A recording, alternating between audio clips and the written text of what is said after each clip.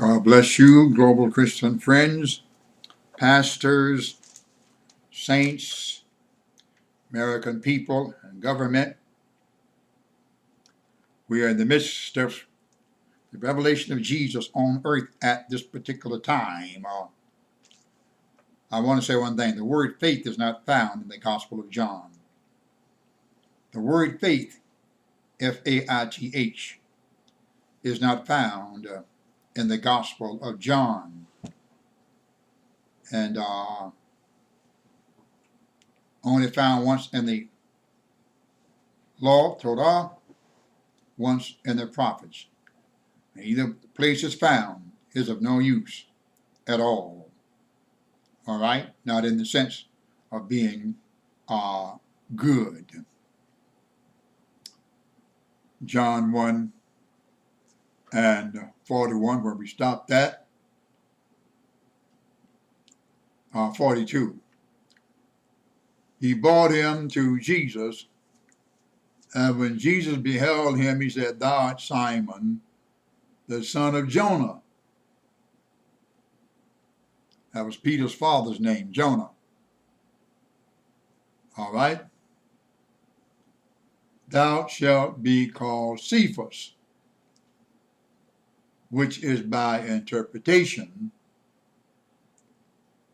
a stone.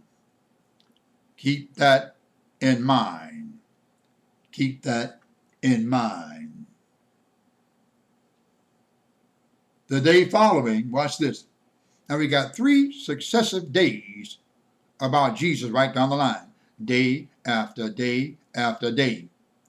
Now it's good to follow Jesus day by day, but not just to follow him day by day, but to know what's on his mind and to know what he is capable of doing if you have the knowledge and the wisdom and the understanding to ask him, what is he doing? Not just where do you lodge, but you're the Messiah. I want to know messianic works.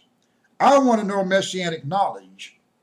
I want to know messianic things, because history have awaited for you, and the word has said down through the centuries that you're going to come. And if you're now here, it's kind of like the woman at the well. We know that when Messiah cometh, he shall tell us all things. He said, wait a minute. I that speak unto you am he. All right? Just like before Abraham was, I am he. Just like before the day was, I am he. All right? Just like before anything was, I am he. All right? So we've found the Messiah and Hamashiach. And it's not just calling upon his name and watching him day by day, the way that everyone did and became astounded. The apostles were astounded on every hand, you know, and the multitudes, we've given you scriptures where the multitudes on every hand was astounded. We've given you a splintering understanding about the cities and the towns that he went into. And every time he went to a city and a town, what do? They laid people in the streets so that by him passing by, they would just merely touch the hem of his garment. And as many touched the hem of his garment in these cities and towns, they were made whole. That's why we look at Jesus as a dynamo, like the earth is a dynamo. All right? We know that in the core of the earth is iron and nickel. And we see the radiation of those magnetic waves emanating from the entire global planet Earth, North Pole and South Pole. We see the same thing about the sun out there in the sky. Those emanating rays, solar rays from the sun. And we see also winds from the sun 1,000,000 miles per hour gushing out from the sun. Well, here he is himself, the Messiah. And we know what happened when he came down after praying all night into the plain the Bible said, great virtue went out of him, and great multitude were healed because of those healing waves, like these magnetic waves from the planet Earth, and these magnetic waves from the stars, and the magnetic waves from rays from the sun. And you know what I know, that those rays, those radiation waves will knock out gridlocks, as they have done from Canada all the way down. You know what has happened. And Jesus normally used this same kind of method and system to blot out and to heal. Blot out sin, blot out sickness, and to heal. He is the dynamo. He is the maker of these things. So why should not he be the one that these things emanate from and originate from, since he is now?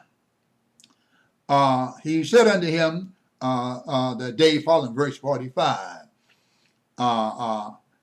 Jesus would go forth into Galilee, and he find Philip, the first one he find. Remember what he told Philip? Hast thou been so long time with me, and thou hast not known me yet, Philip? He was the first one that he told to follow me.